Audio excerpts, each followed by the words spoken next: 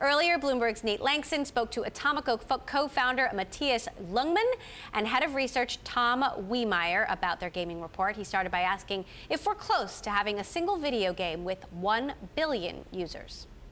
Well, I think that's something really exciting to think about, but I think we're pretty far from getting there right now. But what we can say is that the games today are becoming much more enduring than we thought they would be. I mean, I think previously we thought these mobile games, oh, they'll be a flash in the pan and they'll disappear. But we're seeing now that they're actually becoming quite old companies and lasting brands. And so Angry Birds, the Clash of Clans, and so on are beginning to keep the test of time. And what about sort of individual user spending, Matthias, in terms of the Chinese market? Are they spending significantly more per user than anywhere else in the world, or lower? Well, this is the thing again. I think most people would think that China is a place where you have lots of users and actually not a lot of spend. But it's actually a little bit of the reverse at the moment. The trend has been incredible. Over the last 3 years, the amount that Chinese are spending online has increased by 10x. And so they've jumped up the table. And so today, a Chinese gamer is spending 30% more than a US gamer. So the transition has been pretty incredible.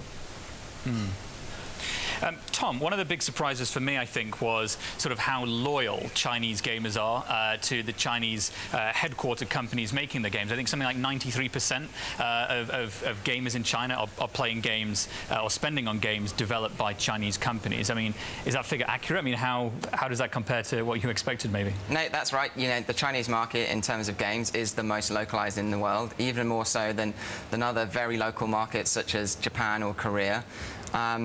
But I think if you look at other content categories, whether it's the film industry or the music industry, what we've seen is that there is strong demand in China for great international content.